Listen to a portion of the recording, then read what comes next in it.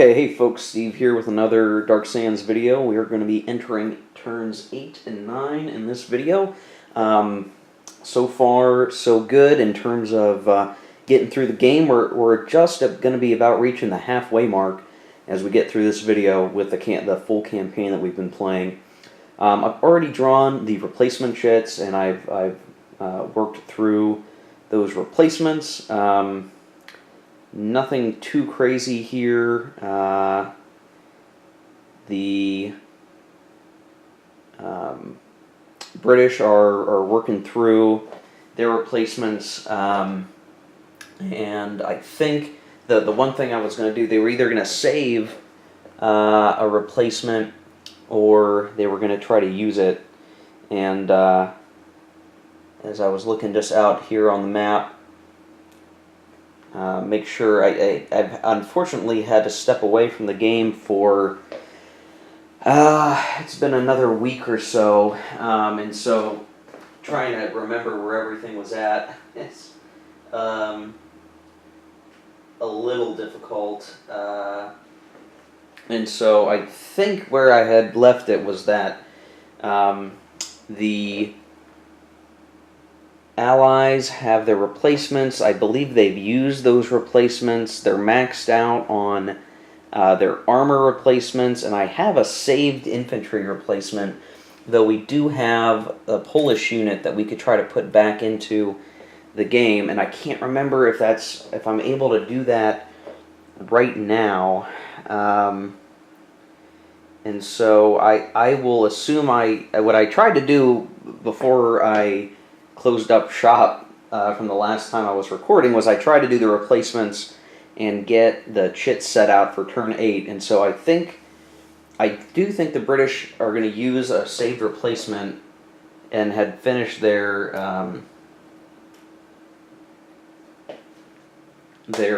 replacement phase by getting the Polish unit that was destroyed back, and I put it here, and Mursa Matra disrupted. I'm pretty certain I can place them there.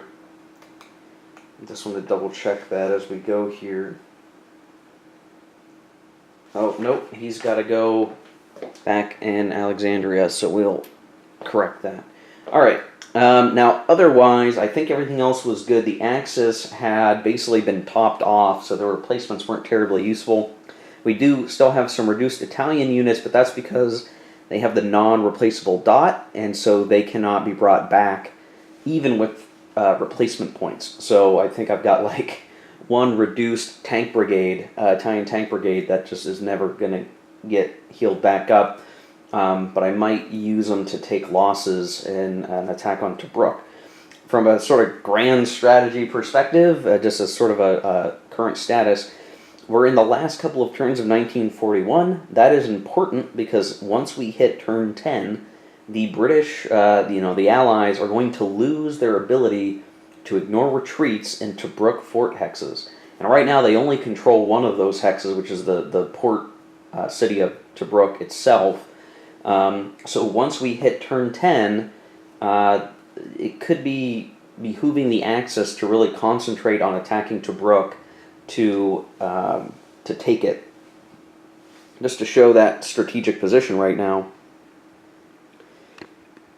we have several units that are sort of in the process of dealing with the siege of Tobruk. We're building the bypass road that we probably won't need it, but be it as it may, there is danger here because those units could try to attack out of Tobruk and cause havoc in the background, though it probably wouldn't cut any of my units out of supply because they can trace by the desert road. It's still important for the Axis to try to take Tobruk, and if they can do that, then that will leave all those units up there in Tobruk able to, kind of reinforce the front line, which right now is looking kind of interesting. I think the real line that exists here is running from Sollum here on the coast, and it kind of goes out this way because the British could try to come out this way, but they're just going to have issues operating because there aren't roads out here in the middle of the desert, and that the only real road path that they can leverage is basically being protected and screened by these Italians. So the real front line is basically this, and the Axis will want to kind of start swinging down this way as it sort of pivots, almost like a 9 o'clock to a 6 o'clock angle on a clock face. The desert road obviously still being very important. We sort of got some stacking limitations that the Axis has to resolve. So we're going to be moving some guys around, making use of probably the German Panzer infiltration movement, and then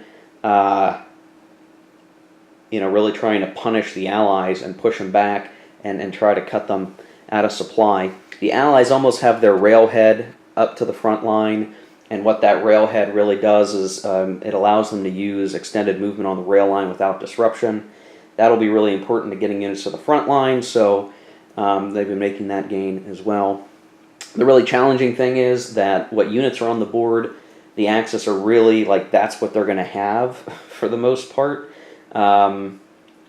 They really don't get too many more reinforcements, while the Allies are going to get a fair number. Though they'll also have some withdrawals that will take place. But overall, the Allies just have better replacement in the game, and so that's the challenge of the Axis right now. So if we were trying to look at who's winning, I'd say it's pretty much tied. I don't think it's clear yet, but depending on how well the Axis performs over the next few turns, I think that may be kind of where we get pushed in terms of the victor.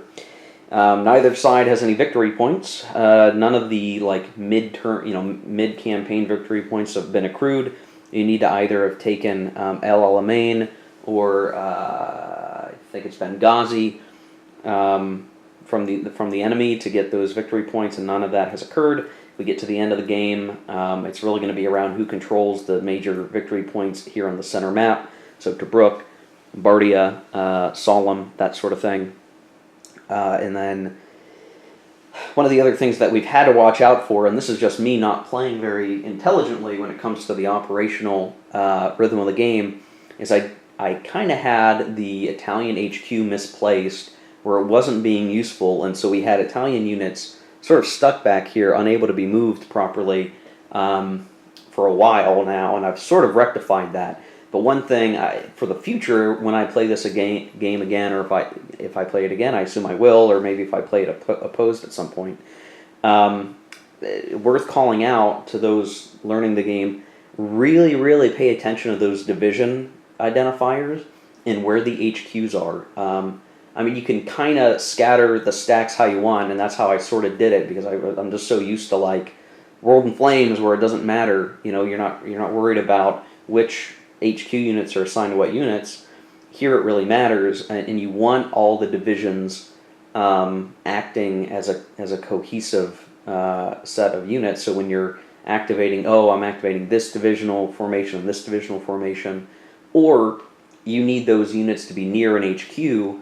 All of that positioning is really important. That's really part of the operational mechanics of the game, is making sure that your units are operating in the right areas with the right support. And I think as the Axis, I failed to do that properly, which of course is just in time this turn for the Allied HQ units to come onto the board. So this is the first turn where the Allies actually get HQ units. They're getting HQ units for the 13th Corps and the 30th Corps.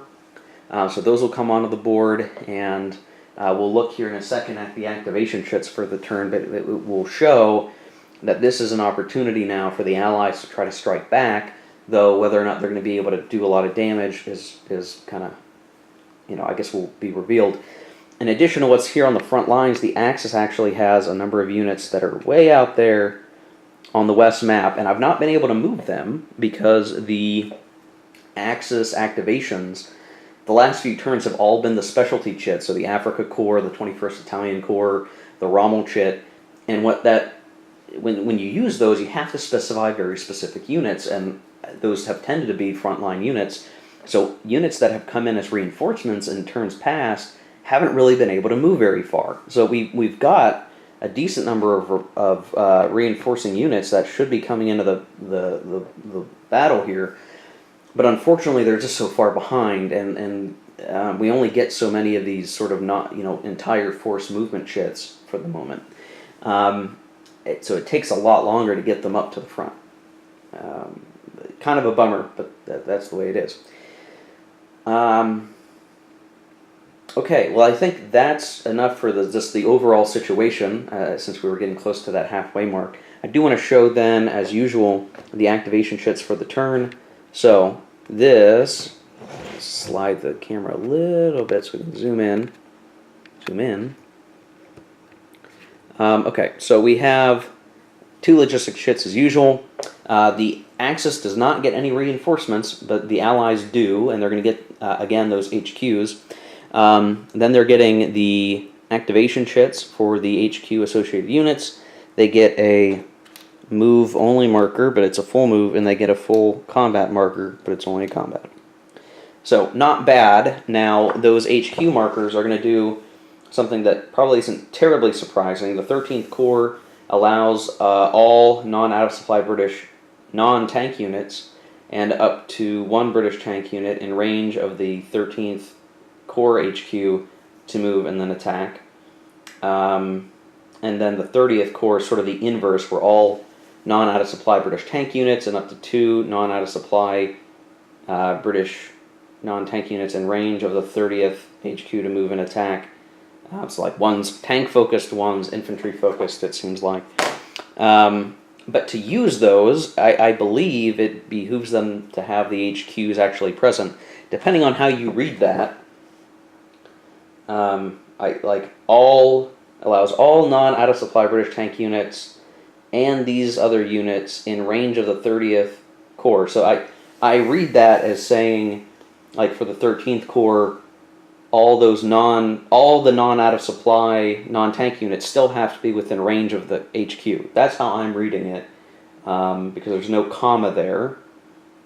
So maybe I should look that up on the web before I really get into the turn. But so like these aren't going to be useful until these 2 won't be useful unless I get the HQs out. And the Allies do have the initiative, so what they'll probably end up doing is calling for the reinforcement chit to occur first, and then they'll get a going here. The move and attack, I mean, these are straightforward, but they are full moves, so that is valuable. They'll be able to act strongly. I think the challenge will be with the reinforcements. We're going to get the HQs, but then we need to get the HQs moved all the way over. So we might not actually get to do a huge amount of stuff this turn as the Allies. I mean, it's just going to depend on how it goes. Now, for the Axis, they still get their special Rommel chit, the Africa Corps and the HQ, 21st Corps HQ chit, which, again, is really limited to where our HQs are at. And then we get 2 of these half crappy chits that can be used either or. So I think, depending on how you want to look at it, I think the spread of activation chits is maybe close to even, because while the Axis has these sort of half good crappy chits compared to the full powered chits, they actually get an extra activation with Rommel by comparison. So we'll see. It'll be an interesting turn, I think. In terms of the history, this is actually supposed to be the start of Operation Crusader, and so this should be seen as a chance for the Allies to make a major offensive and take a lot of ground, but we'll have to see how well that works out. It could be that they don't get very far at all, and that initiative will slide back to the Axis. So that's a pretty long intro, but I think this was a good place to do a long intro, because again, we're right near the middle of the game. In terms of what's the situation. I'll put a cut here, and we will come back with that first chit, which I think the Allies are going to take as the reinforcement chit. Okay, I just want to come back with the reinforcements. So, firstly, we get the HQ units. I was able to put 1 in Mersa Matruh. I can't put 2 HQ in the same hex, so I put the one with the least amount of movement there. And then I can put an HQ actually on a friendly unit that is within an overland line of supply to Alexandria. And so That overland supply would be like, you know, the 8 hexes or whatever. And so I put it on top of this reinforcement unit here, just so it has less hexes to go to travel, and they'll start heading west. The one challenge we're going to have is we're going to start to run out of, unless we start taking back Bardia, we're going to run out of ports that the Allies can just use port movement, so I've had to set them up here on the desert road. Now, when the HQs do get to move, they're going to be probably moving as quickly as possible so they can get units in range so that they can be activated with the chits. If we can't, then when their activation chits come out of the cup, they're just going to have to try to move, which is kind of a drag. But they have enough movement, they ought to be able to get pretty close on that. The other parts of the reinforcement that came in this turn was that actually we lost a RAF marker. So we lost the +2 RAF asset, and it was replaced with a +1 RAF asset. So you could say, well, that kind of sucks. It's not as good. They must have pulled out some planes to assist elsewhere, and so now we have less good RAF, Royal Air Force forces to use. But we also got 2 artillery markers, one for each of the HQ. You can see there in the lower left part of the screen. 2 artillery markers, one for each of the HQ. So again, once the HQ units are in range of units we'll activate for combat, we can end up using that artillery to support. So, you know, if you figure we lost a +1 net from the exchange of the RAF markers, but then gained +3 assets from the combined artillery we could put into play, I'd say that is overall a net benefit for the Allies. So that was the first chit. The rest of the chits have gone into the cup except for the Rommel marker, which again we will hold out for Axis use when they decide they want to use it. And I think the only thing I have to make sure I do is remember to use it. I think I had gotten close to, in a previous turn, I forgot about the Rommel marker and I didn't use it till the very end. If I have to do that, fair enough. And by the way, I did get a quick check on Board Game Geek with the 13th and 30th Corps activation chits for the Allies. It's not all units, and then some units that are in range of the HQ. All units activated with the HQ marker have to be within range of the HQ unit itself. That's what I thought it was, but you know, it's how you might interpret a sentence incorrectly. So I had it right, no big deal. We'll move into it, and we'll pull the next chit out of the cup. That next chit is okay. Well, that could have been better. A better pull. We got the 30th Corps activation chit, so we will activate the 30th Corps, and unfortunately, well, not too bad. There are actually units in range of the 30th HQ, because that is the one we had back here. So we'll actually be able to activate the HQ, the unit underneath it, and that unit, because it is within the range, and they'll start heading west. Along the dirt road, we might try to do an extended move just to get them going. So I'll consider that, and we'll come back. Okay, so I wanted to show very quickly what I did with the move. Actually, I can't have moved him, so never mind about that guy. Don't worry about him.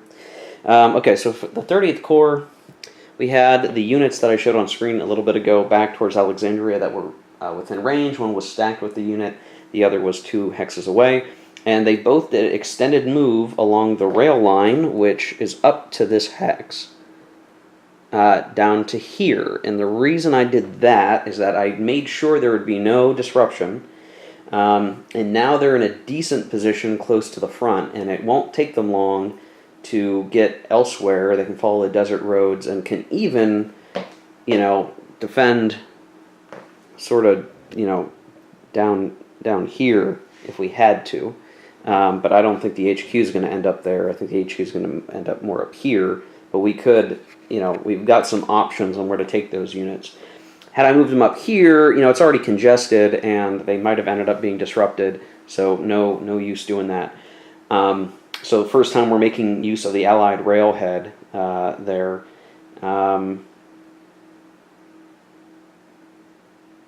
At least I'm pretty certain I can do that. Now, that rail goes up to Tobruk, but until it's there, it's not complete. But I think as long as it's like, my understanding is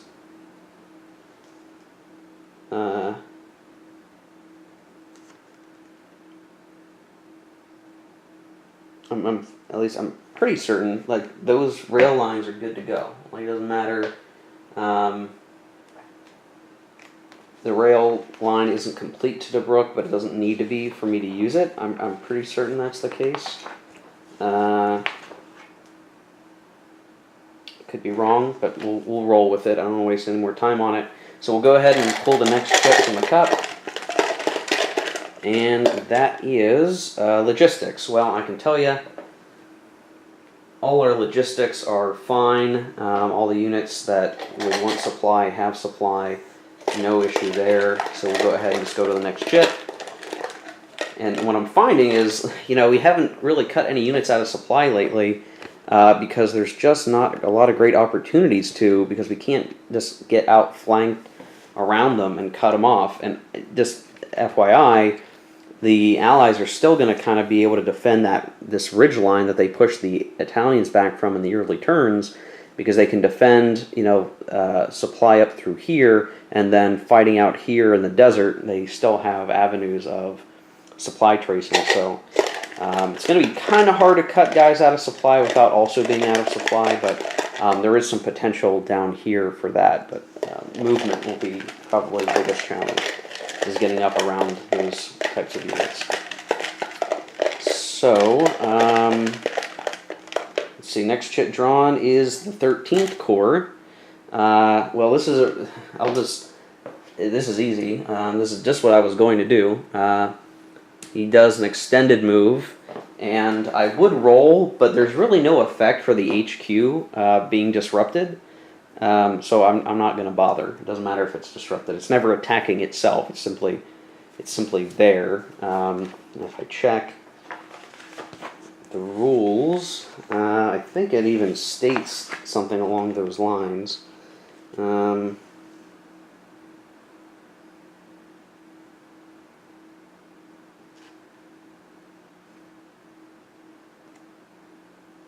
Yeah, I mean, there wouldn't be any point to having an HQ be disrupted. So I'll ignore that. We'll draw the next chit yet again. And we get the Allied full move chit. So this is actually very important because now we can move all of our units, and we can move units, including the HQs, if we wanted to. And this will allow us a very important move, I should say, because they're going to be able to now draw up a new line of battle here with the HQs positioned in their most advantageous way. And so I'm going to need to probably take the recording offline and really think through how I want to situate this, because this is going to be probably one of the most important moves of the turn, maybe even the game, just knowing how critical of a spot we're in. So I'm going to take us off. We'll come back. The board will probably look pretty different. We'll see. Okay, scratch that. I just realized that the last two actionable chits that came out of the cup were the 2 HQ activation chits for the British, so the next chit has to be an Axis chit. Those 2 chits do count against the 2 consecutive action chit limit, so we have to put the movement chit back in the cup and draw something else, and it has to be an Axis chit. I think the Axis probably wants one of their half moves, but we'll see what we get. And we pulled Africa Corps. Okay. Alright, so yeah, we're not going to have the Allies do a movement. Their movement chit goes back in the cup. We have to draw an Axis actionable chit, and we do. We get the Africa Corps. So now I'm going to have to look at what are the options for the Africa Corps, and then we'll be back. Okay, so here's what I've done. I've moved the units out of Bardia. I've rearranged some of the now activated units to set it up basically to attack for Solemn. I thought about maybe having some of these units over here attack down this way, and it would be kind of close odds, but the Allies have enough force there that they could basically outmaneuver them with all of their movement ability they still have left in the chit. So especially with the other logistics chits still in the cup, so I didn't want to push my luck too much. It might hurt me to not be so aggressive as the Axis, but I have to be careful with my forces because it's very difficult for me to replace them. And so I've set up an attack for Solemn, and a couple of things. I have had the units, it's kind of hard to see here, I've got them spread out. There is a ridge separating my two attack hexes here, but they are both clear entering into the Solemn hex, which is also clear terrain. There's no hex sides that have difficult terrain. So this means that, fortunately for the Axis, their Panzer Doctrine will come in at full force to take the city. So this may have been a mistake to not get more of the Allied tank units into that space. But of course, if they had, then the Axis would probably be using their anti-tank counters. So, it's kind of tough to say what's the best move here. So the Allies have 12 factors defending, and just without doing any of the other asset dependency type stuff, by default, the tank brigades have a total of 24 combat factors, plus the 2 from the armored car that you can just sort of barely see underneath. So 26. That would be 2-to-1 odds, but because we have no anti-tank factors present, we get the Panzer superiority, so that's going to give us a +2 to the die roll. We also have the Panzer shock, and so this means that the Panzer attack factors are actually doubled, and the Allies are going to lose an additional step depending on the combat results. So it's not just 24 combat factors from those tanks, it's actually 48. So 48 plus the 2 for the armored car is 50. We're attacking with 50 combat factors. That is 4-to-1 odds at the moment. If the Allies put their naval in, that would be, let's see, 14, so it wouldn't be 4-to-1 odds anymore. It would be 3-to-1 odds on that, and if they threw in their existing RAF, they would do even better. Now we can't put the Allied artillery in because the HQs aren't near enough, but if we did that, we'd add 4, so that would be 16. 50 to 16. It'd still be 3-to-1.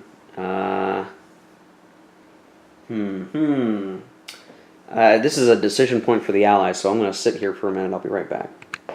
Okay, so working out the math with the asset usage, so the attacker would have to decide if they're going to use theirs, and they have Axis air forces that they could put into the battle, which would at most put us up to 52 combat factors.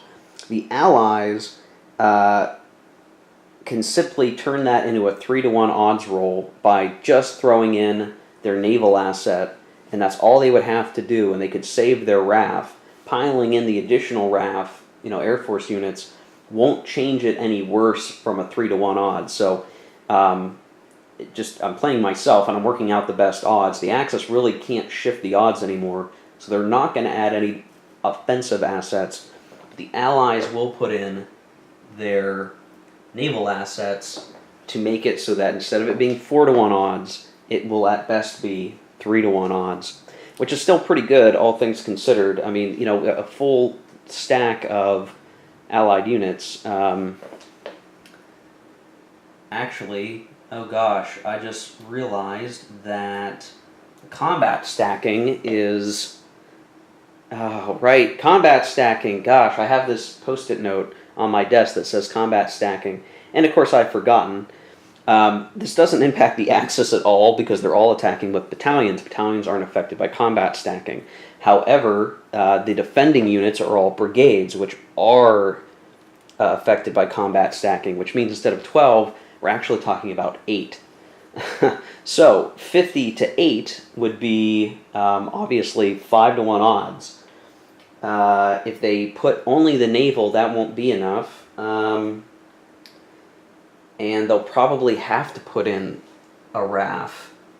So that would make it 11. So 50 to 11 is not quite 5 to 1 odds. That makes it 4 to 1 odds. And that's as good as they can get it. Yeah, interesting. Ah, wow.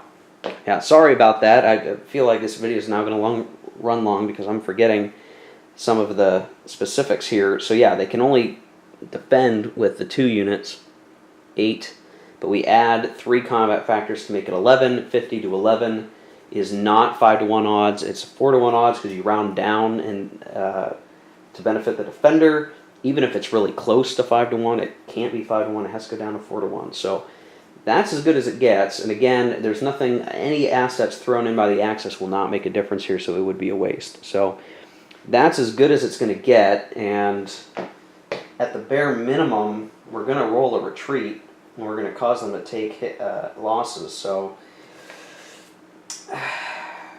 maybe we shouldn't even have spent that allied defenses, but we get them back every turn, so you know, better than the defender eliminated. We'd rather take hits than lose all the units, so I think that makes sense. So all right, anyway, 4 to 1 odds with a +2 to the die roll, and we'll see what we get. They can still eliminate the units if the Axis rolls well enough. Oh, they rolled a 1. They rolled a 1, so 1 + 2 is 3, so we do get the DR star. So the defender is going to retreat, and they lose 1 step. And then with our Panzerschlag, they actually will lose 2 steps. So the assets go used, and we need to take 2 losses. Looking ahead on the turn track, we don't really have too many withdrawing units. So we're going to have to just eat the hits, and I think I would rather us lose this unit entirely.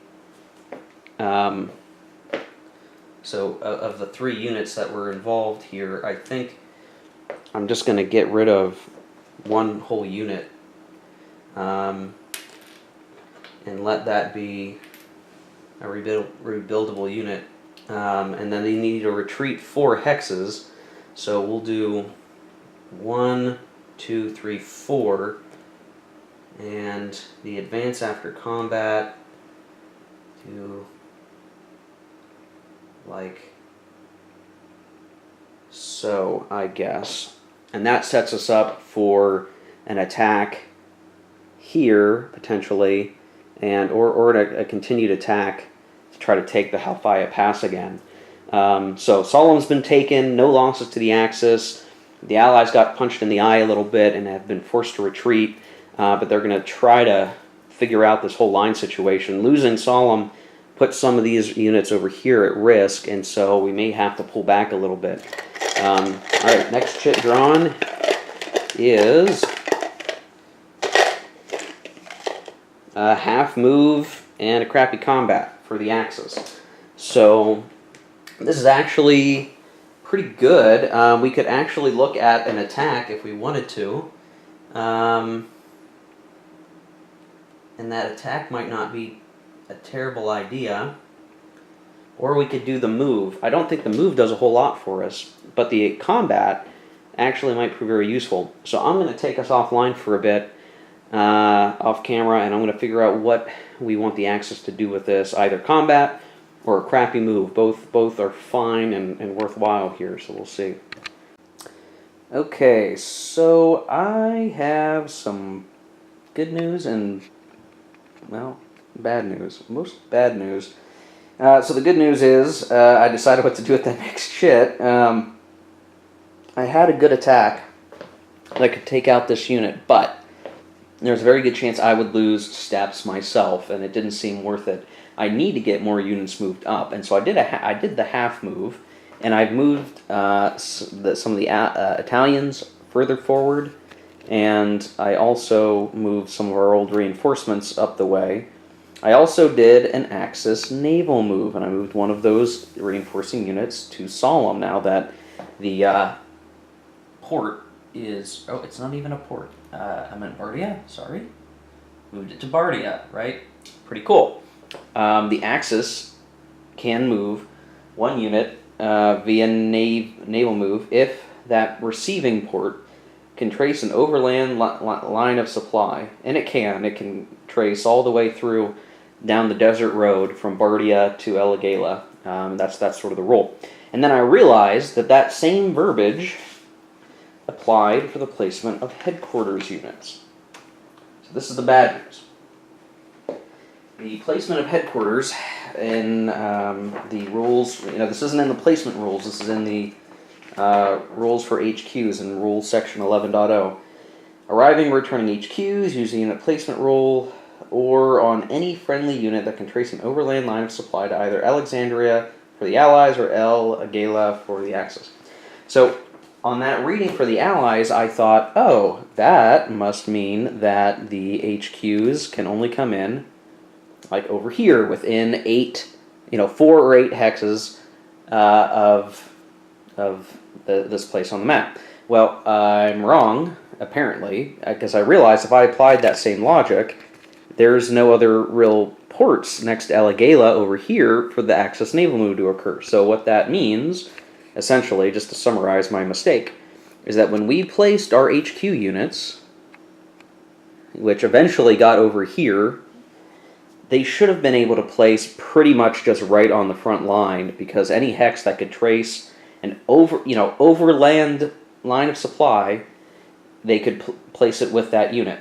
And here's an issue with the rules that I wish had been more clear, because when you look in the supply rules, there is reference to the overland portion and then like the road, rail, trail portion. I thought they were talking about overland portion, saying an overland line of supply is within that overland portion, right? Being 4 hexes on the outer maps or 8 hexes on the inner map, center map. But I think because those cases just don't make sense in the game for that to be true, I think what they mean when they say overland line of supply in the rules is a line of supply that you can trace via overland only, not counting port supply. But that's not really well defined in the rules, or if it is, it's very easy to overlook. And as I'm looking through some of the other game terms and abbreviations and the rules, I mean, it's not called out, the difference between an overland line of supply and any other line of supply, except that when you trace a line of supply, there are 2 portions of it.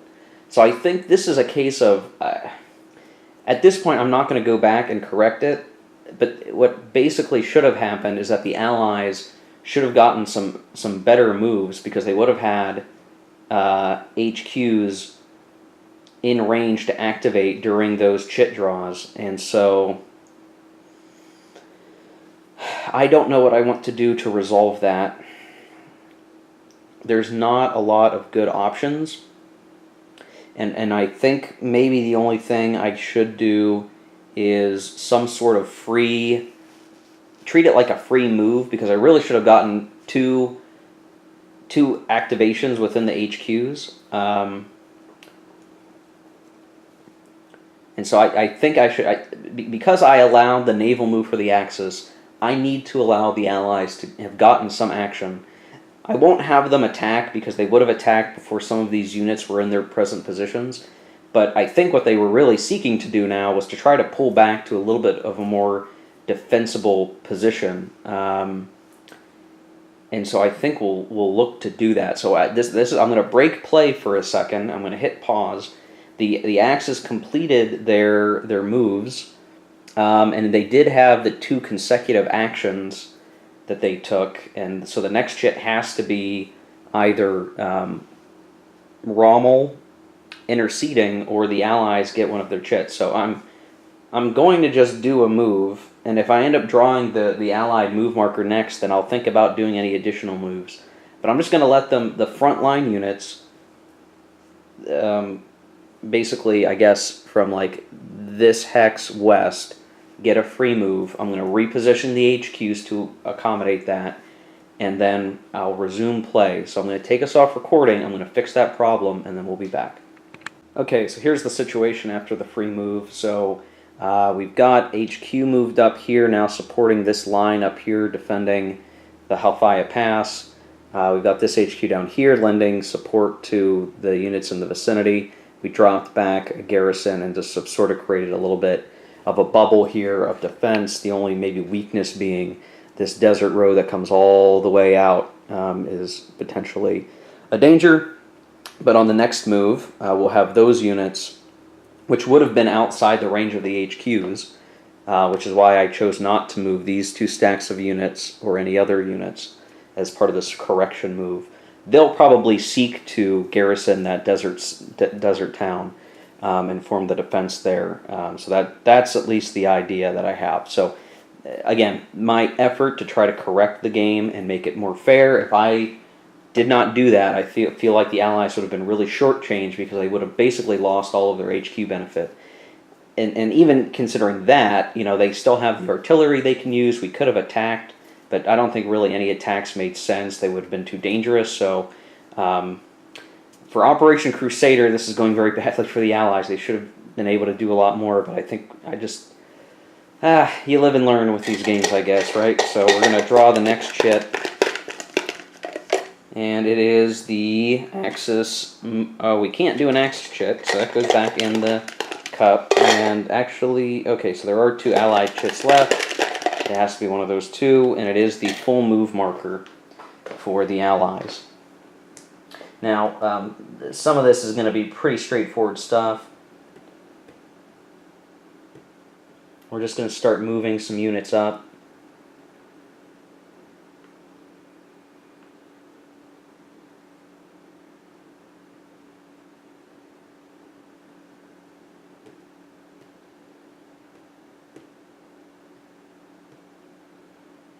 And try to get through some of this and just move in some of these units that were way in the back, basically.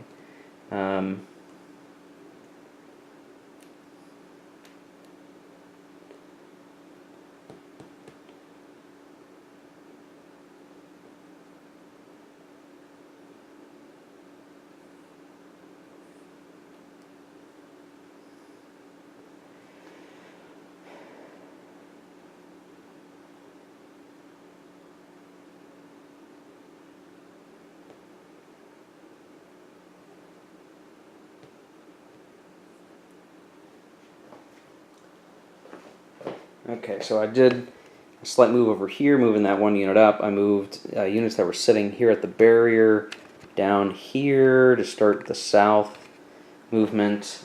We will have these guys, let's see, they're kind of limited. But if we do 1, 2, 3, 4, 5, 6, that'll work. So I'll zoom out a little bit so you can see. So we're widening the defensive line, and then I think we will have this guy join up down here, and we'll even, since we're getting covered a little bit, we'll even move up a little bit for some of these guys, because what we want to be able to do is threaten the Axis supply lines themselves if we get a nice breakthrough.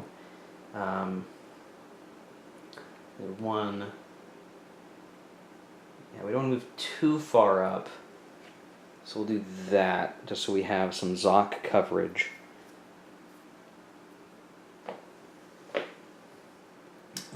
Let's see, that's 2 units.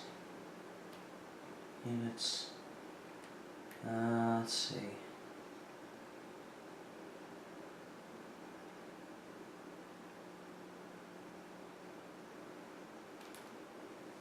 We'll do that.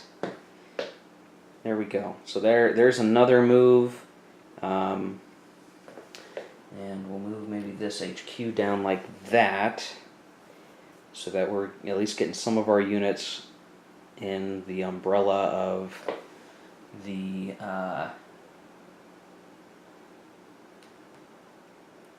there we go. So just working our way around again, trying to form a good defensive line. that the Axis won't be able to easily penetrate, and then they can look at counterattacking. Okay, now it can be anybody's chit draw, and we're going to get logistics. I think everyone's good on logistics, so no cutting units out of supply now for this turn. And we will draw the Allied combat marker. Now they get a full combat, and their only option right now would be to attack here. They could attack with 8. Oh, that's a ridge. Okay, yeah, that's a wasted chit. There's no good attacks, except maybe up here, where they could attack with 9 to 9.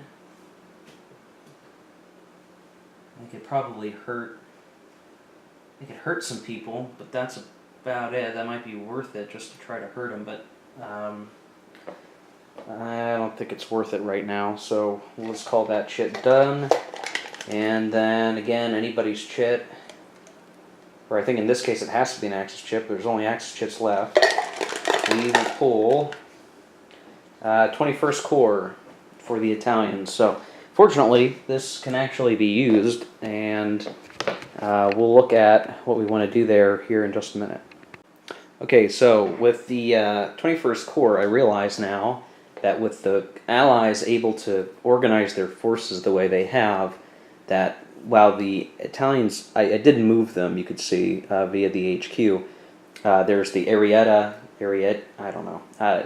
There's a divisional formation of multiple units that moved, plus a single divisional unit that all moved forward, and I didn't choose to engage here because the reality is, assuming we did take out the garrison, or we came down here, or whatever we did, next turn the Allies are probably going to get to go before the Axis, and they'll use their extra force and high movement rate around the desert to surround those Italian units. And so it didn't, unfortunately the Italians just aren't powerful enough on their own to deal with the Allies down there. They're too strong.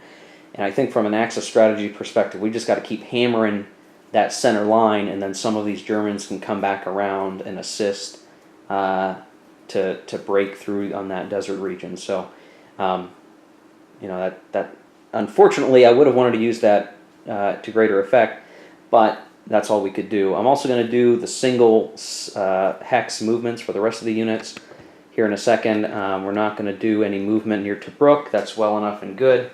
So we'll simply move some units. Hex, no big deal. And that is it. So that leaves the final chit to be a combat or a move. Now this would be another case of, do we want to move the Axis up, or do we want to try to make some sort of attack? I do think that movement here is probably the best option. It's the last move besides a Rommel, and so we'll end up using Rommel again as our final chit usage, because I tend to forget, but it didn't seem like there was a great opportunity here. So we'll do a half move, and I'll show it when we're done. Okay, so I made some slight movements now. We moved some units up, so we could get a few attacks. We could even take, like I said, we've got some of those, like over here, we might be able to punch in, take out that garrison, and then be covered a little bit for next turn. And we'll, I don't know, it'll be kind of interesting. It's getting tight here. So we'll go ahead and select our Rommel chit as the final chit. It is the last action. The Rommel chit again. Because we don't have initiative, we're only going to be able to activate one divisional formation or any German units in one hex to move and attack, or attack and move. I'm considering maybe attacking around here, so I'm going to take us off. We'll be right back. So I think I am going to use this to do an attack here. I don't know that any additional movements would make sense. The only trouble we're having is that it's not quite the odds we would want. So we do have the tank superiority and shock in this combat because we're attacking this stack that has no anti-tank whatsoever. They're defending with 8 factors. We'd have 8 doubled to 16 plus 9 more is 25. So 25 to 8 is the 3 to 1.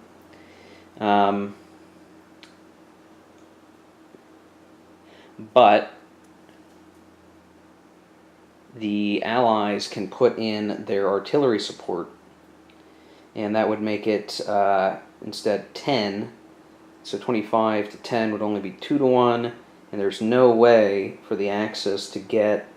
They can't make up the difference. So basically, they're gonna toss in artillery support from this headquarters unit. That 8 becomes an 11. They could even make it 12, not that it would make any difference, so they just use that.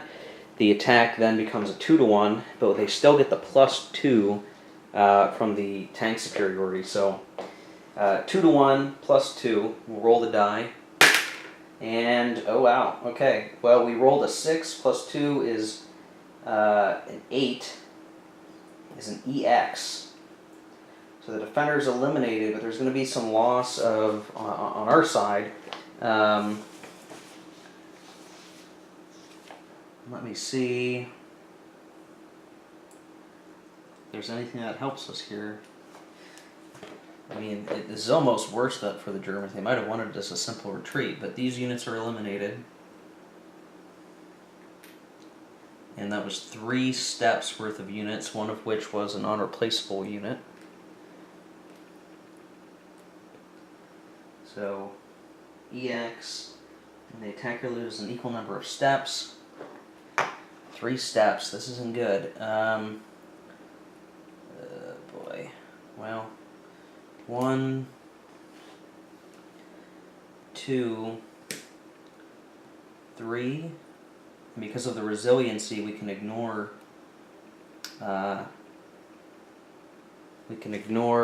taking the first loss to the tank units.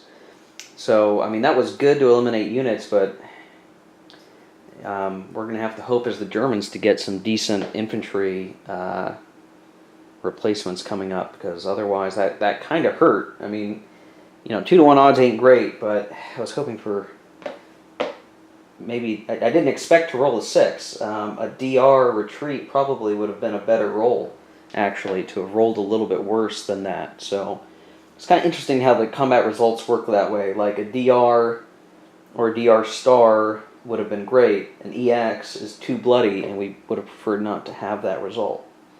Funny how that works. It works that way. Okay, well that was it. Now we are now projecting some Zocs down here. It doesn't really hurt anyone right now, but it is showing like we're starting to cut through here, putting some units in danger. Now we could do a move after the attack right now, but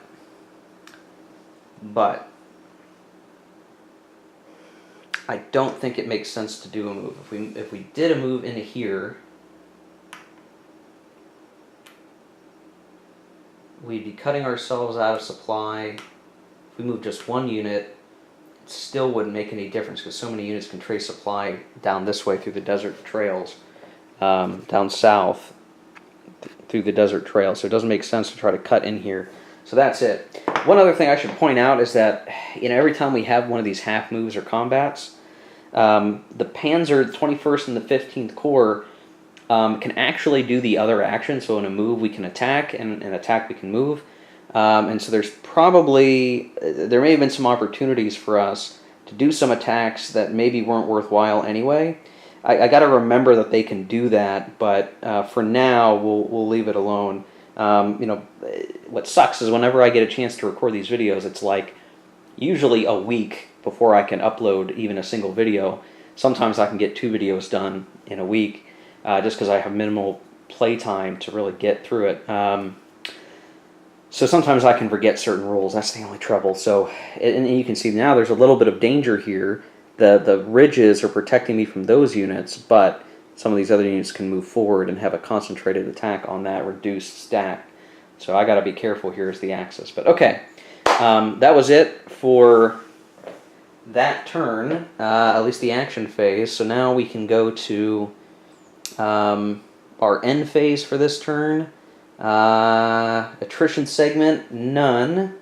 Victory check, nothing's too different other than now the Axis have control of a couple of victory spaces for the end of the game. The building segment, so we will roll for the railhead. And we get 6. So, 1, 2, 3, 4, 5, 6. Alright, well, I mean, that essentially means the railhead is now up to the front lines, and I believe we can still use the rail all the way up to that point. That's my understanding. I could be wrong about that. And now the Tobruk Bypass Road is built. So the bypass is built. We no longer need to keep these units situated like this. We can now sort of move them forward if we want to. Whatever we want to do, spread them out. We'll see. That helps. We still got to keep Tobruk well under siege, at least until turn after next. Disruption removal, that's easy. Assets, that's straightforward. Nothing too crazy there. And turn advance. All right. Well, we'll see you here in a second as we get into turn 9.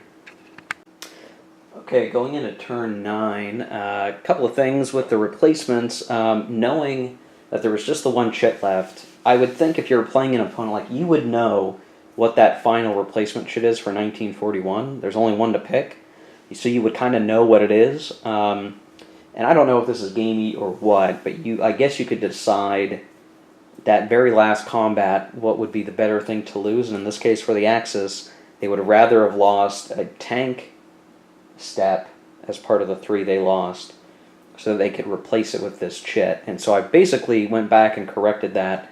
Not corrected that, but I made that change because I think I knew I wanted to do that. I kind of forgot about it in the rush of the game. So the net effect on the board is that that final stack that attacked at the end of last turn had a reduced infantry. Well, now it's a full-strength infantry. The loss that would have been to that infantry was taken to the tanks, and the tank replacement for this turn, beginning of turn 9, was applied to that unit. And so it's just a slight, I guess, betterment for the Axis, no big deal. The Italian replacement was kind of useless because there was nothing it could be added to. And there's an unbuilt Axis unit that we couldn't bring back, so we didn't get any infantry replacements this turn.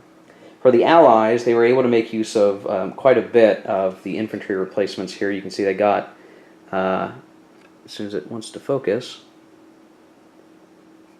or never, they basically got 3, and they were able to rebuild some units, top off a reduced unit, though they still have one in the rebuildable units box. And then they're just topped off on tank replacements. We haven't lost much Allied tank. And so much of this I keep thinking about is I'm being super cautious when I'm playing. That's the feeling I get, because I've gotten a lot of wasted replacements. I think if I was playing against an opponent, and you're just out there taking swings at each other, I would maybe be more aggressive. But the problem is I know what each side is doing, and so I'm sort of treating this like, oh, I'm playing chess against myself. I know it would be foolish to take this big risk, and it's because it's both of me playing that way. It's really more about maneuver. I'm trying to get good maneuvering positions rather than leaving too much to the dice and taking a lot of hits and replacing them. I'm really focused on the maneuvering and not so much the attritional aspects of this. That is maybe I'm missing that part of it, or I'm not pushing my luck, so to speak. I could be destroying a lot more units, I guess, but my main attacks with the Axis are coming from the Panzers, where I can have a decent chance of eliminating units. So just sort of something in the background trying to figure out if I should be more aggressive. So the replacements are done for turn 9, and if we look at the chits for this turn, try to get it so that my camera can stay still. 2 logistics as usual. And then you'll notice now the allies actually have a specialty chit.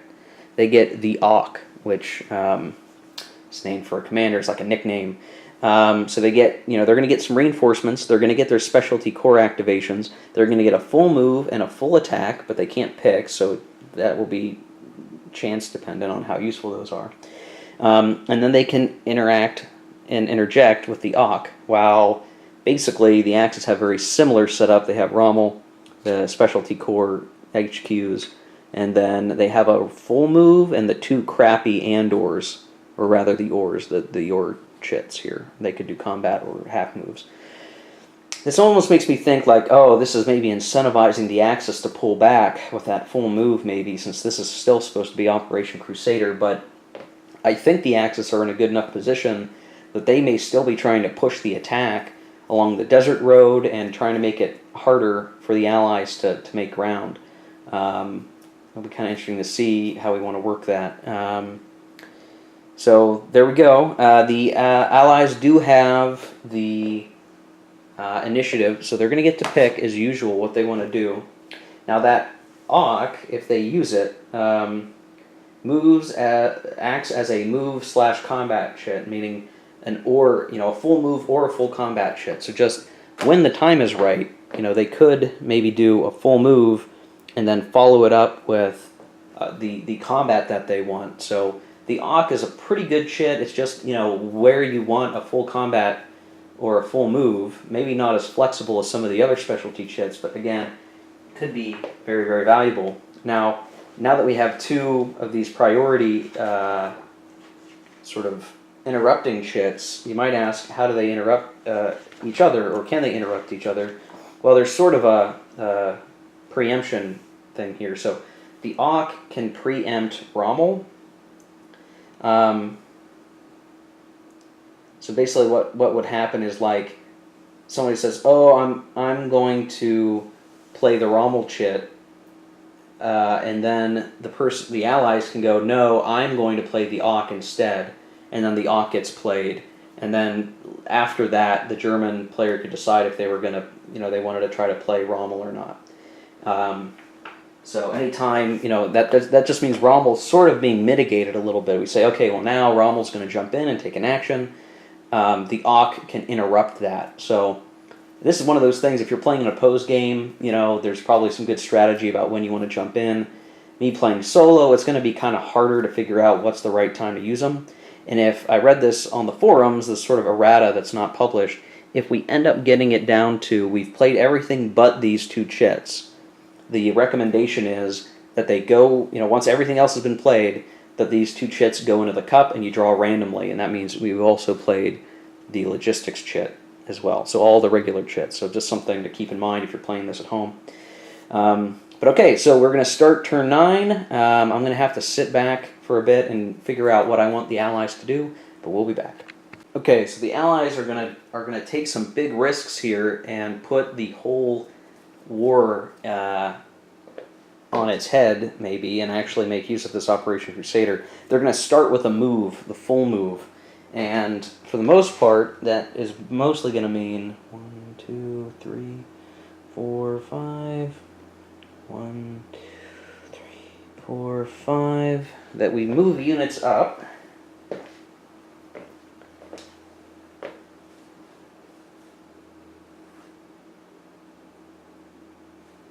And we'll say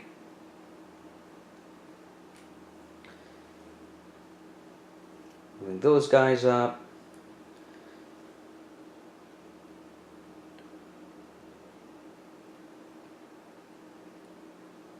We'll even do that. What we're going to do is we're going to try to get a good strong attack here on the Italians. So let me see here. 1.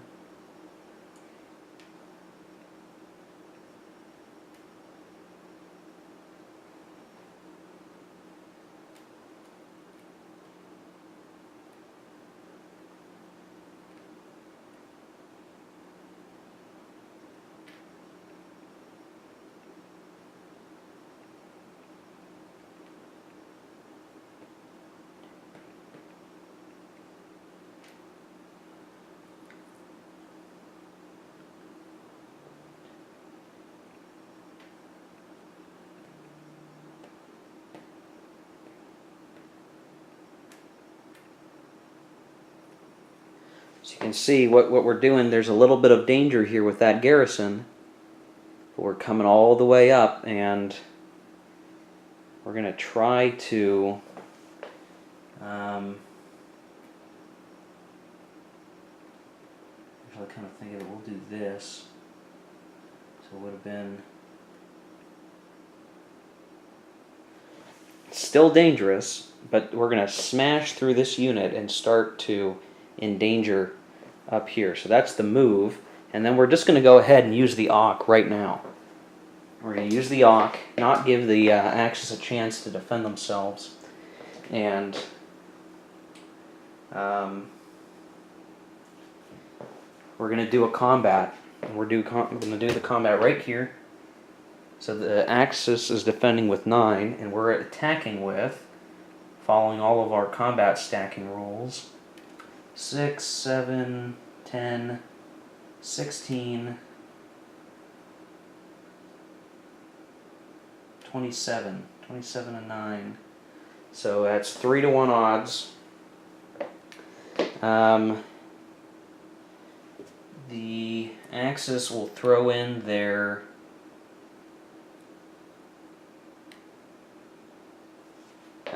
HQ supported artillery and the, I guess we could move these guys, move up like so. Yeah, that's what we would have done. We would have moved them up like that, move the HQ along with the units. So they're going to put in 2, so that brings them up to 11.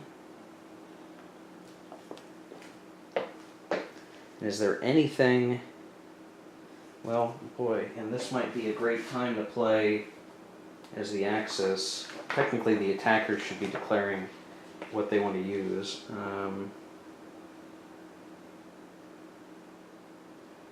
And they could use the anti-tank gun. So let's hold on a second. So we'll set these back. So what are the Allies going to do? They want to do the best, knowing that there can be a lot of defense thrown in here. They are going to throw in the 30th Artillery to the attack. They're also going to throw in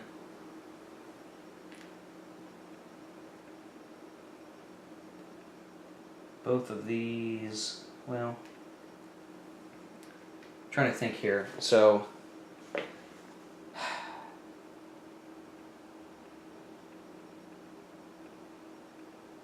nine plus a 17.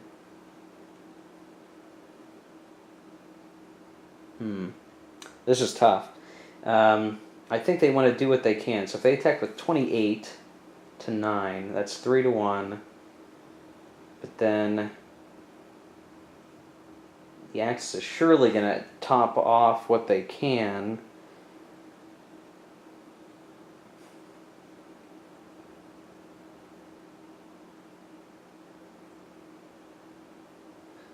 So maybe we don't throw anything in at all because the Axis could respond. So it's going to be 28, and then here they're going to toss in their anti-tanks as the defenders, I think.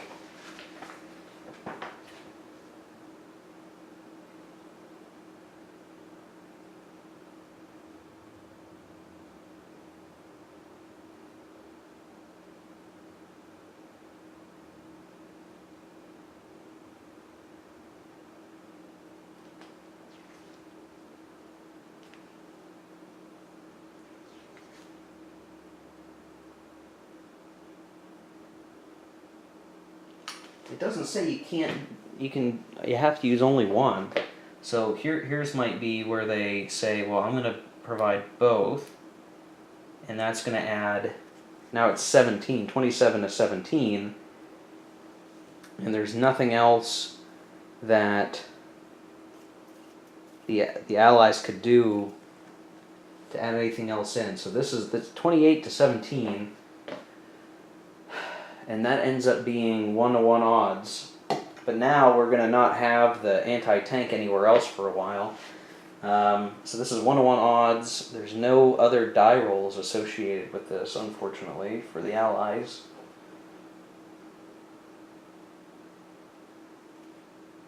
But they can bleed the axis here. So they did a 4 as a BL1, so both sides lose 1 step, must be tank if possible. So they're going to have to lose a bit of a tank, which they'll do here, and that's it. Well, that didn't go as well as I thought it was going to be. Okay, well, we'll put the rest of the chits now in the cup. We're pressuring the axis, though. They have to deal with the fact that we're putting a lot of force here. The axis will want to punch through the center, I guess, but they're still going to be working through here for supply, so it's going to be tough. Next chit is the 21st HQ, so this is now going to be an opportunity for the axis to strike back, so I'll be right back. Well, we got the 21st Italian Corps. I did some minor movements. We've got to decide, do we want to try to smack the Allies back or what? Because I think what could end up happening, man, it's going to be a rough time here. I think the Italians should hit back, but it's really tough to decide where. If they attack here, they could remove some tank units, and that would be valuable. So if they defended with 9, and they attacked with 14, 16, 20, it'd be 2 to 1, but of course the Allies could just throw in a lot of support and make it 1 to 1 odds, which is just what we just had. So I don't know that it makes sense to attack here. I think they just need to hold on. So the Italians won't attack, but they need basically they need the Germans to go and smack some Allies up, but we're getting limited action here. I don't know that the Rommel chit would help in any particular place right now. That's the one challenge that we're going to have.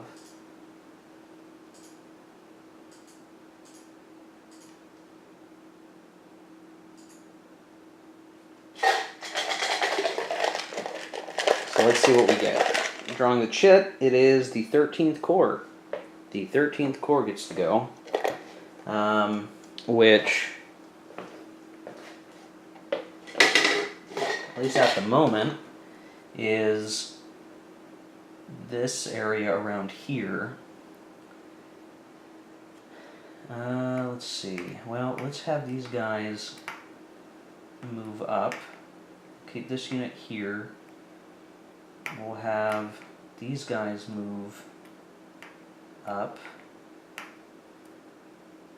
And we could attack here, but that's 11, 2, 4, 6. Well, it'd really be 4, 10. Yeah, that wouldn't be very good.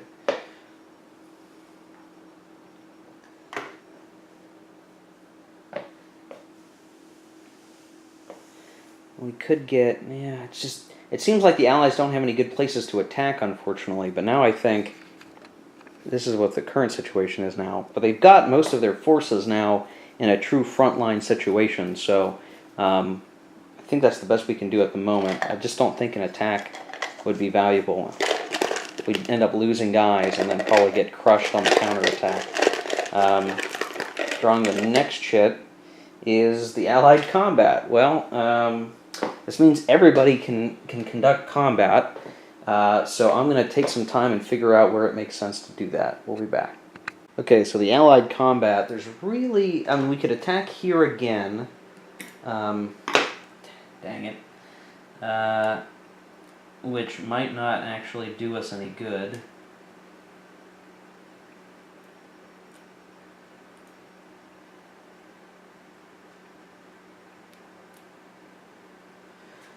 Or we try to attack here and then potentially knock some of this stuff loose a little bit. So if we attack here, we could advance after combat, project zone of control that would be isolating and catch them out of supply for the logistic cups, which are coming up. So I think that's the right move here. So we're going to attack. It's going to be 15 to 6. Now, 15 to 6 is not quite what we really want. I mean, what we're probably going to do is toss in some artillery. So that would make it 16 to 6. And then we throw in both RAF here and make that 18 to 6, which would be 3-1 odds.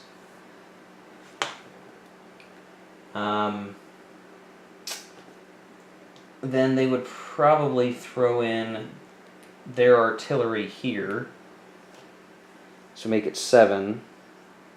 So 18 to 7. That's only 2-1 odds, and there's not much the Allies could do to get any better than that. So it's going to be 2-1 odds, straight die roll. And we rolled a 5, which is a defender retreats. So assets are used. And this actually is what we wanted. So these guys have to go back 4 hexes, 1, 2, 3, 4, and we'll advance after combat like so. And now these units are stuck in Zox, and are not likely going to be able to do anything, and they're going to get eliminated, depending on what we draw. So next chip. If any of these ends up being a logistics chit, then there's going to be a big problem.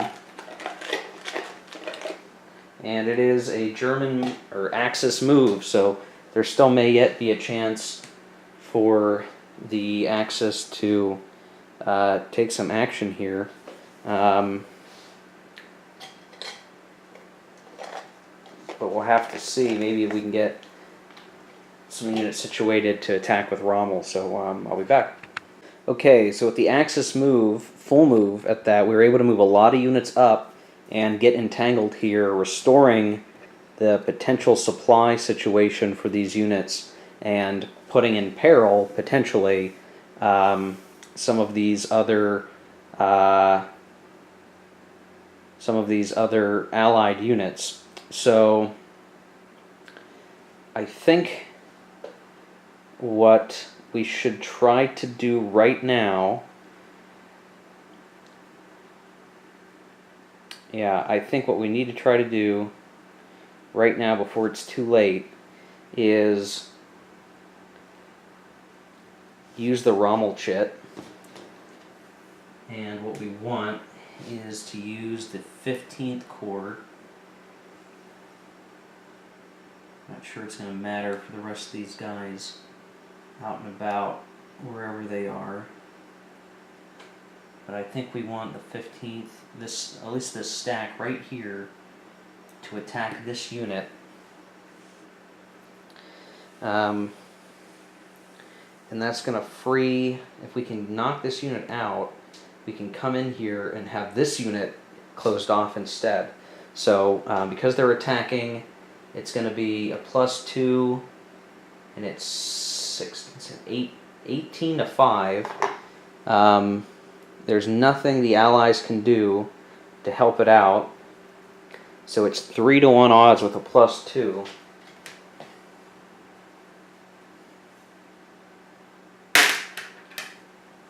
So we got a 5, so we get a DR star, so they lose a step, and then because of the Panzer Shock, they lose an additional step. So this unit's actually eliminated, and let's see, if we advance there, they get blocked for line of supply, but if we do this, then now units are stuck. So if we pull the,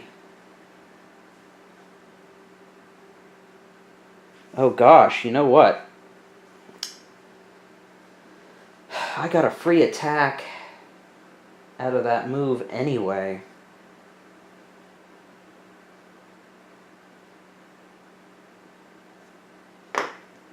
So technically, gosh, see, this is my problem with that whole, like, well, if we got to move, then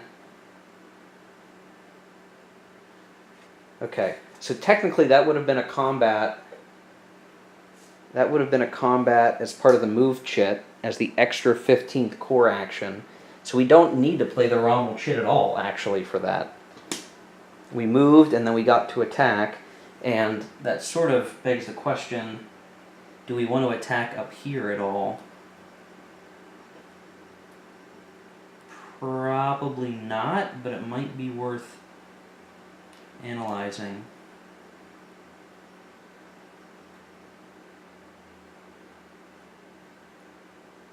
So yeah, I mean, technically I haven't played the Rommel chit. That would have been the free combat that the 21st got out of the move, and now we can look at an attack over to the right here with that free.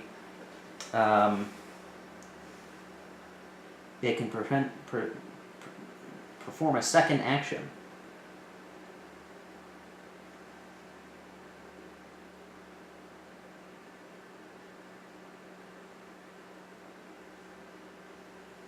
So, like over here, these are all part of the Panzer Division, 21st Panzer Division and 15th Panzer Division, 21st, and yeah, 21st, and then only one unit in this hex here. So,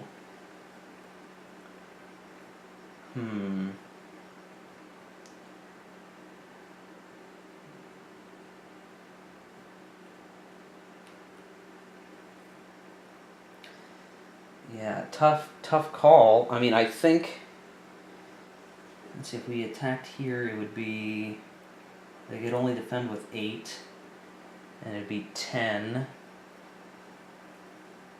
12,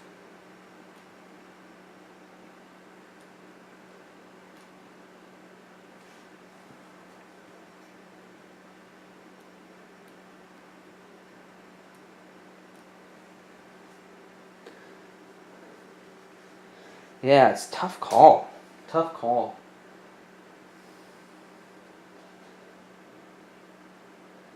Okay, this is what I think we're going to do with those attacks. So we're going to attack here, and we're attacking from this hex, so that's, and these are all infantry, and you can only defend with 2 due to combat stacking. I probably should have left one of these guys behind, but it's 6 here. This is 16 because double armor factors, 21, and this one, so 26.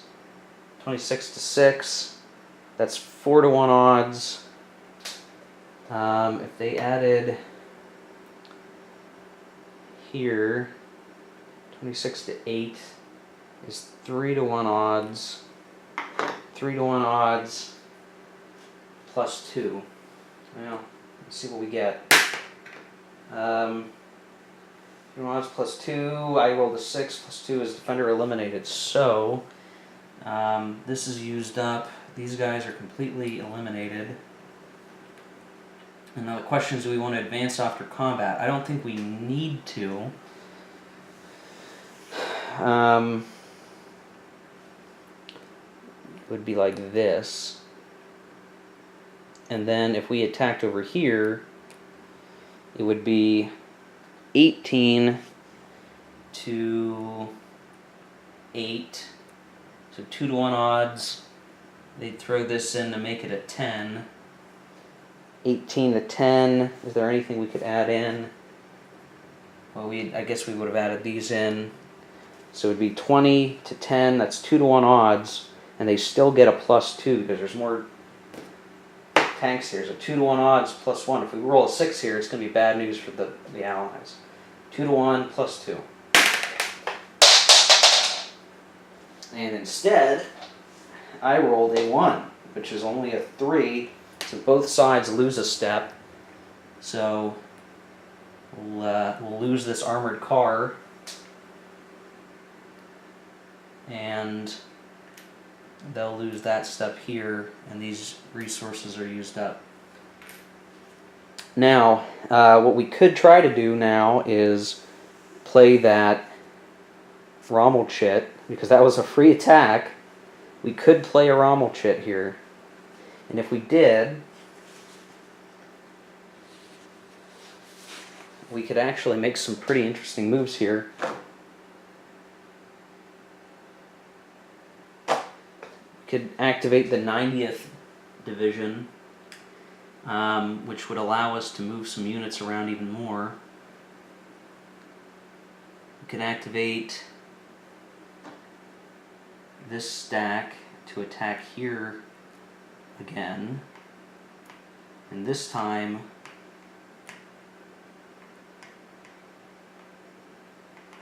they probably have a major problem.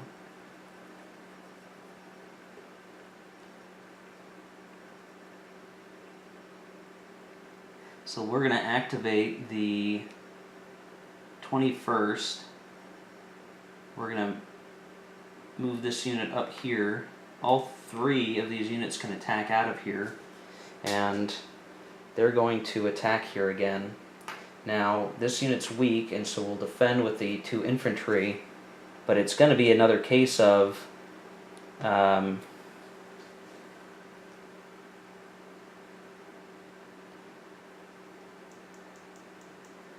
let's see, it's going to be, we don't get the double factors because while the allied tank unit here is not in the combat, he is in the hex, which actually does provide an anti-tank factor for Panzer Shock purposes. So we don't get Panzer Shock, which means the Panzer factors aren't doubled, but we still get 16, 21, 21 to 8. That's 2 to 1 odds. The Allies don't have any more assets to use. Neither do the Germans. So, yeah, 21 to 8 with a +2. 21 to 8, 21 to 8, and there's nothing. I can't get any other units in there for this. So 2 to 1 +2. So we got a 7. We rolled a 5 + 2 is 7. So the defending stack's going to take 2 step losses and have to retreat. So we'll do, let's see, 1, 2, and then these guys will retreat. We'll do 1, 2, 3, 4 back here. These guys will all advance after combat, and now the Axis has the Halfaya Pass, which means all of the Allied supply is coming from down here. So if we can get units snaked around and to cut off, let's say, if they can get to this hex, if the Axis is able to get to that hex, then the entire Allied army, or the vast majority of the Allied army, has lost its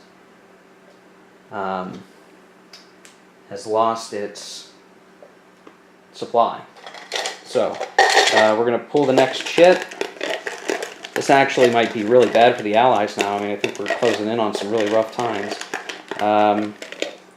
We pull logistics. Alright, well, let's check our logistics situation. These guys have supply. This guy has supply through here. These guys have supply through here. These guys have supply down through here. This unit is unsupplied, or those units are unsupplied. So we place an out of supply marker. Not good. Alright, now we're gonna pull the next chit. And it is the Allied reinforcements, which, oh no, I forgot, let's see if it matters. I had forgotten to do the turn 8 upgrades for the Allies. Oh, shit. Shit. Well, I'm going to have to go and take care of that and the reinforcements. So we'll take care of the tank upgrades for the Allies, and then we will do the reinforcements. So I'll be back. Okay, so as I always do, I seem to have had some issues with some of the rules that had come up. one of which was the fact that a bunch of new units had come on to the board for turn 9, but I had skipped the turn 8 upgrades. So this entire turn, there may have been, and probably a lot of last turn, some of the allied tank units should have been stronger both on the attack and the defense. At this point, it's too late to go back and try to fix the problem. I'm now wondering if the game's going to go to the Axis because I keep screwing up little things, and some of the time that just works out in the Axis's favor. So I did put the upgrades on the board, so several of these upgraded tank units are either already flipped or are out of supply, and so, fat lot of good, it's going to do them now, but, we'll have to see how that goes. And so now the reinforcements had come on, and we got a whole bunch of those reinforcements, and they're all sort of over here. They're going to be rushing towards the center of the map to support what now looks like a broken line. Next turn is actually a big deal because the Allies, when the reinforcement chit comes up, are going to lose a bunch of units on the board due to withdrawals. Namely, I think some of the units in this stack, and there may be some all about that are going to get pulled off. That is a problem for the Allies, and they're going to have to deal with that. So this could be Operation Crusader just being a complete disaster, and the Allies not being able to do anything about it as the Axis presses their advantage, and also looking to take Tobruk. Now, one of the upgraded tank units was in Tobruk, and so that might have now enough combat factors for a breakout in Tobruk. We might have to look at that being a potential thing happening because we started pulling units down away from Tobruk, and Tobruk isn't that heavily defended at this point. So we're going to have to be real careful as the Axis and hope to smash the Allies enough to make some ground here. Though, as the Allies, there's a whole boatload of reinforcements still coming, as you can see, but in the depleted box, I mean, there's just a whole bunch of destroyed units right now, so we're just going to have to suck it up a little bit and accept that we won't be able to replace everything as we go through the rest of the turn. So, that was it for the reinforcements. We'll pull the next chit. There's only a few left. So, next chit drawn is the Afrika Korps. And with the Afrika Korps being basically, let's see, it is the all units of the 15th and 21st Panzer Divisions and any one Italian division near the Afrika Korps HQ to move and attack. So if we look yonder over here, we ought to be able to see what we want to do. Now, the HQ isn't very important. We're probably going to move it up like so.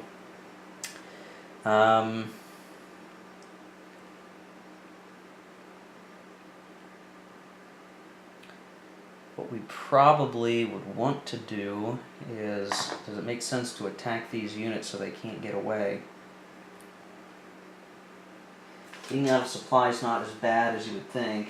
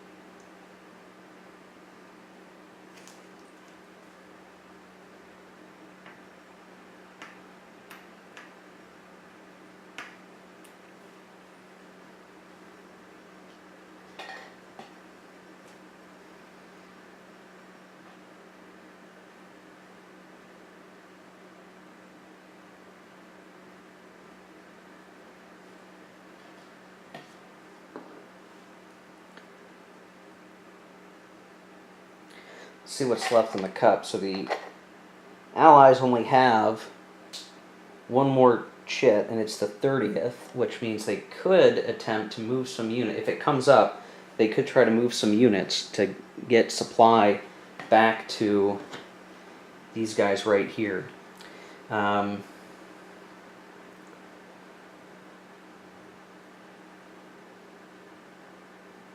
But there's not much we can do right now to stop that. The Africa Corps has to be the 15th and 21st. So I think we'll just go over here and look at an attack. These guys are going to get obliterated is what's going to happen.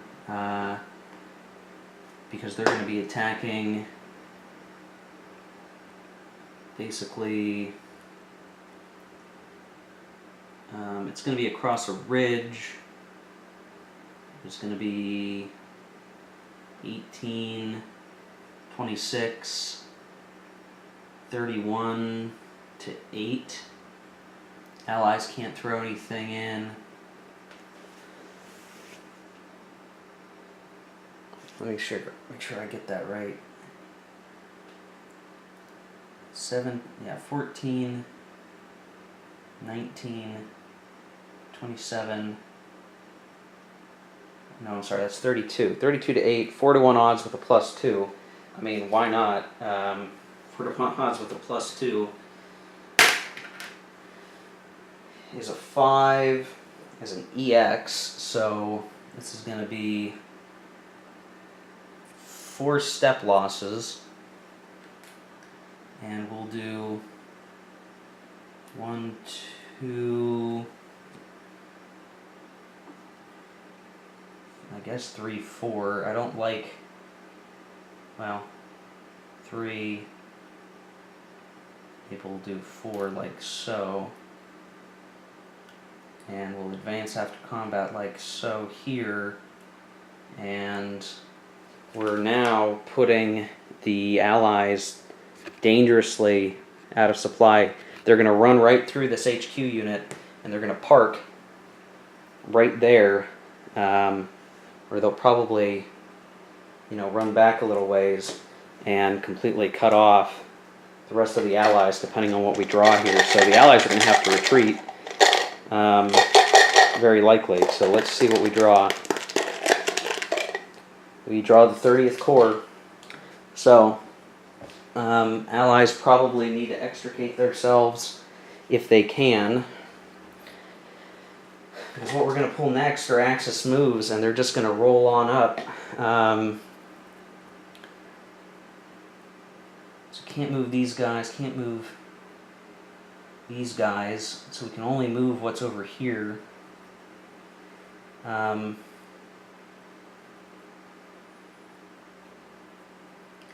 Man.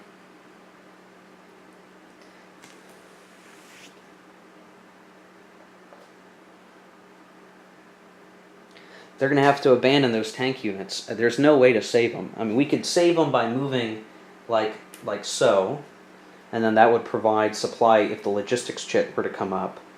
But all that's moot point if these guys come down here first. And all it's going to take is 1 half move, so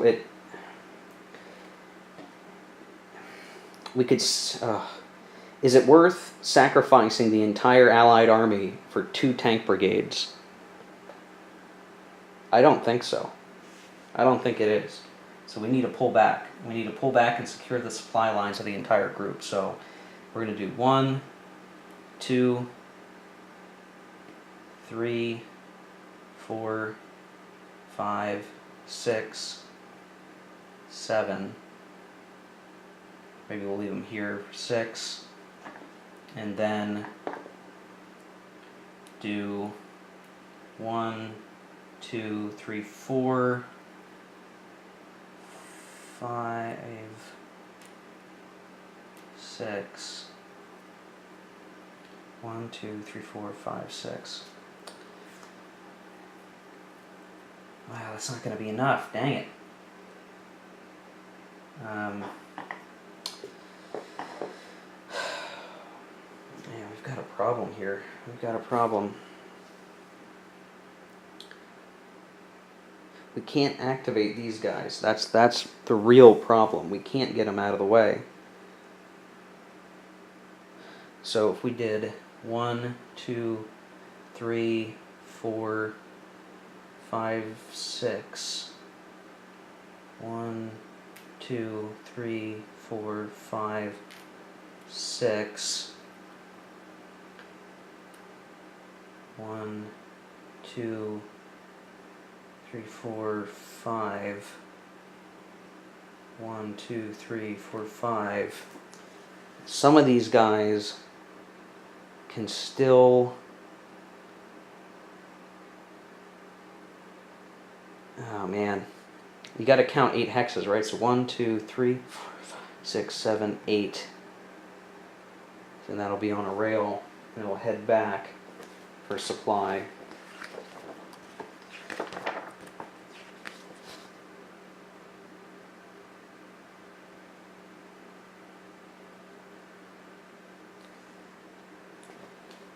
Oh man, that's tough. That is tough. That's as good as we can do. I mean, there's no way that we can save the rest of those units. Now, what's going to be real stupid is if I pull logistics next. But I don't. It is the half move or combat. I think the Axis are going to want to do a move. And this is their last move of the turn, but it's all they really need. So this guy's going to go 1, and this will get displaced to there.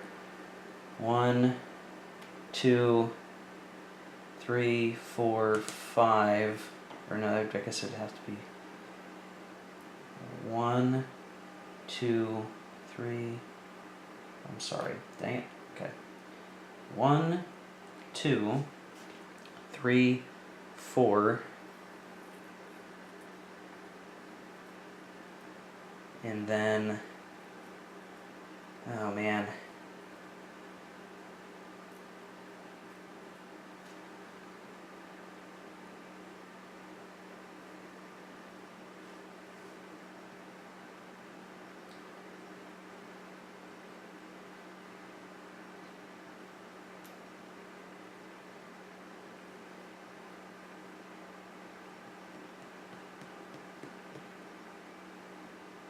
Oh man, so many of these guys are going to get knocked out of supply. So many are going to get knocked out of supply.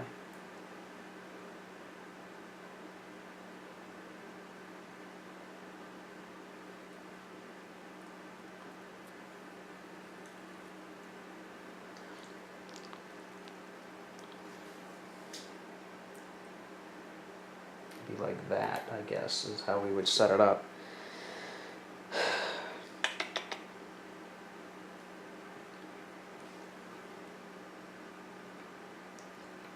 One, two, three, four.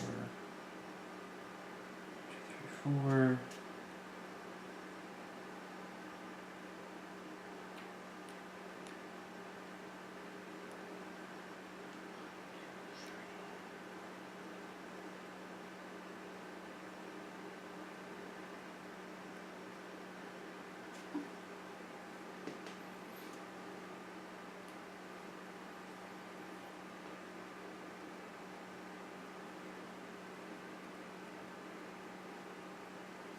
Not every single allied unit is going to be cut out of supply, but it's going to be real bad. 1, 2, 3, 4, 5, 6, 7. Yeah, I guess we'll just move 5. 1, 2, 3. We'll just do that. 1, 2.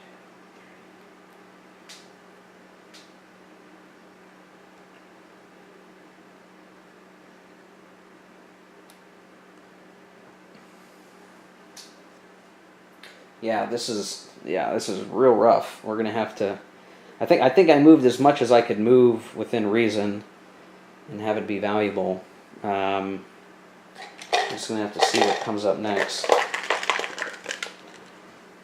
Okay, another half move, but we can't take it as a move. Actually, we have to take it as a combat because the Germans, the Axis, have already had 2 moves. I'm not sure there's any real combat to make here. I don't think they need to. Mostly because, let's see, blocked. Wow. Yeah, this is going to be a real big problem. This is going to be a real big problem. The last things, oh man, logistics. I don't think, well, before we finish that, is it worth attacking here yet? Not until next turn. So, okay, well, that'll be it. We're going to pull logistics. And who is out of supply? Well, the surrounded unit stays out of supply.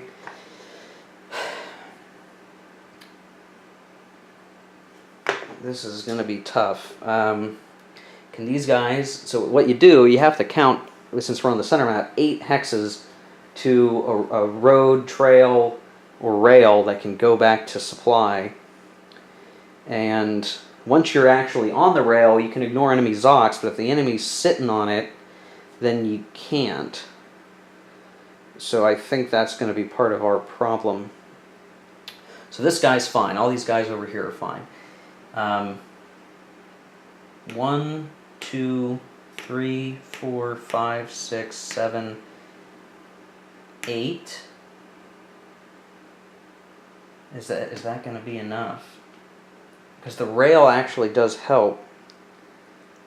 But boy, that's real tough. 1, 2, 3, 4, 5, 6, 7, 8. And once we're on the rail, I think we can ignore... So I think, okay, so as the axis I would have moved here instead, I guess. I had the movement to get there, I'm pretty sure. Because we came down 1, 2, 3, 1, 2, 3, 4. Alright, so we would have been here. 1, 2, 3, 4, 5, 6, 7, 8, which is in the zone of control. So that actually would have been probably the move to make here. Instead of moving over here, you would just move here and block so that a bunch of these guys couldn't get out.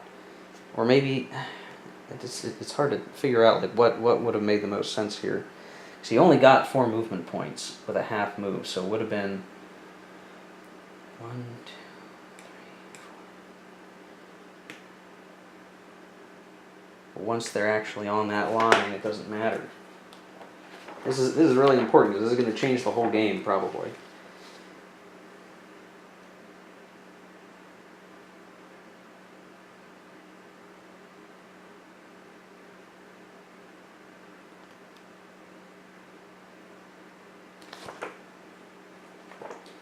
Eight hexes.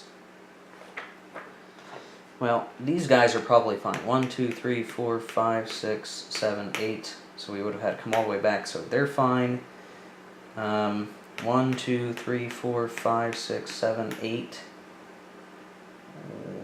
Let's see if there's any way to get here. Well, 1, 2, 3, 4, 5, 6, 7. And then they're good to go. 1, 2, 3, 4, 5, 6, 7, and we're good to go. 1, 2, 3, 4, 5, 6, 7, 8, and they're good to go. It's these guys who can't get there. 1, 2, 3, 4, 6, 7, 8, not enough. 8 in a Zoc. So only really these guys are going to get knocked out of supply, but that's already pretty significant. And the rest of these guys are going to be running probably like crazy to get out of there. Though there is a chance that the Axis could cut them back off, or the Allies could cut these guys off. They came down pretty far. But okay, well that was it. So we do attrition segment. These guys are eliminated, which is 2 tank brigades gone. Fortunately, the Allies have some safe replacements, but that's pretty rough. These guys are out of supply based on my reading of the rules. so they're gone. Everyone else is okay, but you know, they're not wielding a whole lot of force strength right now. I mean, not enough to really do a hurting on anybody. Victory check, no victory check yet. Building segment, this can't move anymore right now, and that's it. Disruption removal, okay, that's straightforward and easy. And then asset availability, so all of the assets reset. And turn advanced to turn 10, 1942. I think right now things are looking very bad for the Allies. I thought they were doing much better than what happened. Now again, I think the upgrades impacted that. But this was a really rough turn. Maybe I'm making mistakes, but things have just not looked good for them. And now, if you look at the next turn situation, it would normally be Axis initiative, but because the Axis had the last two chits that were actionable, I believe it's Allied initiative. So the Allies have a chance to try to get their stuff fixed. Maybe I wasted the AUK chit, because at this point now, I mean, man, if the Allies don't bug out and try to form a new line, they're just going to get completely encircled. We're going to be pushing onto the east part of the map, and we could even just sit there for several turns and win the game that way as the Axis. So I don't know. Anyway, that was the turn. We'll start looking at turn 10, 1942 in the next video. Thanks for watching. As always, I have frustrations with getting some rules wrong and playing goofy, so I'm not sure what else could be going on, but things are looking grim for the Allies. We'll catch you next time.